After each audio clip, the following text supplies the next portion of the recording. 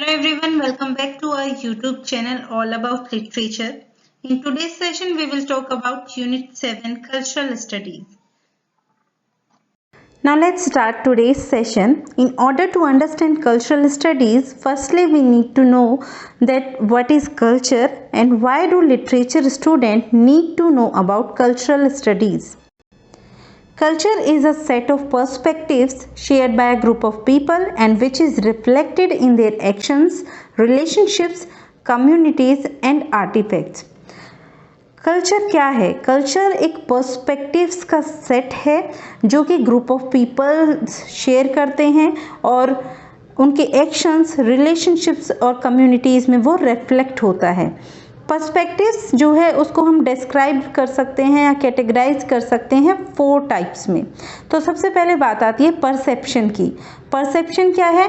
Our experience of the world, how we get and interpret information, what we see, what we ignore, what we notice or disregard. मतलब हम world को किस तरीके से देखते हैं, हमारा जो एक्सपीरियंस है, जो हम समझते हैं किसी भी इंफॉर्मेशन को जब हम इंटरप्रेट करते हैं या किस तरीके से इंटरप्रेट करते हैं, जो भी चीज़ें हम देख रहे हैं, जो इग्नोर कर रहे हैं, जो भी नोटिस कर रहे हैं, ये सारी चीज़ें किसके अंदर आ जाती हैं? परसेप्शन के अंदर आ जाती हैं। सेकेंड टाइप है पर्सपेक्टिव का बिलीव्स। बिलीव्स क्या हो सकते हैं? जो बिलीव्स होते हैं हमारे वो ट्रू भी हो सकते हैं और फॉल्स भी हो सकते हैं। उसके बाद है वैल्यूज़। वैल्यूज़ होती हैं what we feel is right और रॉन्ग, गुड और बैड। जो भी हम सोचते हैं, महसूस करते हैं कि क्या सही है, क्या गलत है, क्या गुड है, क्या बैड है। और 4 टाइप है attitudes. How we act and react based on our interpretations. Means हमारी इंटरप्रिटेशंस के बेसिस पर हम किस तरह से एक्ट और रिएक्ट करते हैं, ये एटीट्यूड के अंदर आता है। तो कल्चर क्या है? कल्चर और ट्रेडिशन, जैसे हम बात करें इंडियन कल्चर की या हम बात करें अमेरिकन और इंग्लैंड के कल्चर की, तो आप डिफरेंसेस देख सकते हैं। तो कल्चर क्या होता है? कल्चर होता है जो भी हमारे आइडियाज़ होते हैं, मटेरियल ऑब्जेक्ट्स होते हैं, जो एक जनरेशन से दूसरी जनरेशन तक पास होते हैं सोसाइटी में। और जैसे नॉलेज है, बिलीव्स हैं, वैल्यूज़ हैं, रूल्स और लॉज हैं, या कोई लैंग्वेज है या कस्टम्स है, कोई भी सिंबल हैं, मटेरियल प्रोडक्ट्स हैं, वो सारे क्या होते हैं? एक कल्चर के अंदर ही इंक्लूड होते हैं। अब हमारा सेकंड क्वेश्चन था why do literature students need to know about cultural studies. तो हमको या लिटरेचर स्टूडेंट को कल्चरल स्टडी बारे में जानने की क्या ज़रूरत है या क्यों इंक्लूड किया है एनटीए वालों ने इस यूनिट को इंग्लिश लिटरेचर के सिलेबस में। तो कल्चरल स्टडीज़ हमें इसलिए पढ़नी है क्योंकि कल्चरल स्टडीज़ के थ्रू हम जान पाएंगे दूसरे कल्चर्स को। मतलब culture, as you all know कि कल्चर क्या है? कल्चर बात करता है रेस की, जेंडर की और एनी डिसेबिलिटी, जो कि रियलिटी में नहीं है, बट कुछ कॉन्सेप्ट्स हैं, कुछ बिलीव्स हैं जो कि लोगों ने बनाए हैं in order to organize their cultures or societies. Now we should understand what is cultural studies. Cultural studies is an academic field of critical theory and literary criticism initially introduced by Richard Hoggart in 1964. तो ये क्या है? ये एक academic field है critical theory और literary criticism का। अगर हम इसके ओरिजिन की बात करें तो 1964 में रिचर्ड होगर्ट ने इसको फाउंड किया था, मतलब इंट्रोड्यूस किया था 1964 में रिचर्ड होगर्ट ने। He founded the centre for contemporary cultural studies at Birmingham University in 1964। अगर हम बात करें इसके फाउंडिंग फादर्स की, कल्चरल स्टडीज़ के फाउंडिंग फादर्स की बात करें तो रिचर्ड होगर्ट, ईपी थॉमसन और रेमंड विलियम्स जो हैं कल्चरल स्टडीज़ के फाउंडिंग फादर्स हैं।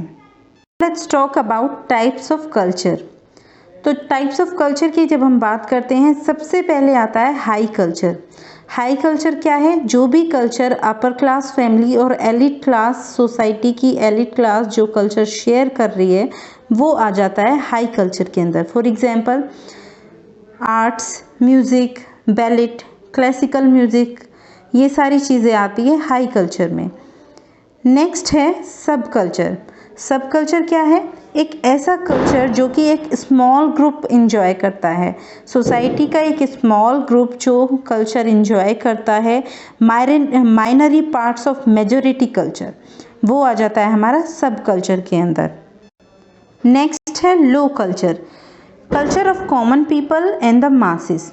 मतलब जो कॉमन पीपल और जो मासेस का कल्चर है, इट मीन्स कि जो भी कल्चर हम शेयर करते हैं, कॉमन पीपल और मासेस शेयर करते हैं, वो कल्चर आता है लो कल्चर के अंदर।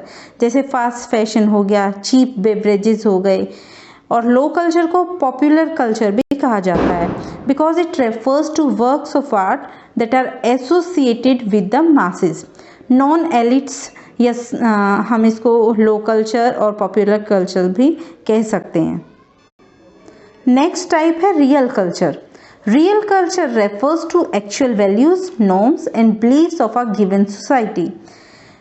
रियल कल्चर क्या हो गया कि जो भी हमारी एक्चुअल वैल्यूज़ हैं, जो भी नॉर्म्स हैं, जो बिलीव्स एक सोसाइटी के अंदर बनाए गए हैं, वो सारे होते हैं रियल कल्चर के अंदर, जिनको हम मेजर कर सकते हैं रियलिटी में, ऑब्जर्व कर सकते हैं। वो सारे मतलब जो भी वैल्यूज़ हैं, नॉर्म्स हैं, बिलीव्स हैं, जो कि सोसाइटी में एक्चुअली में इम्प्लीमेंट होने चाहिए, वो सब आते हैं रियल कल्चर के अंदर।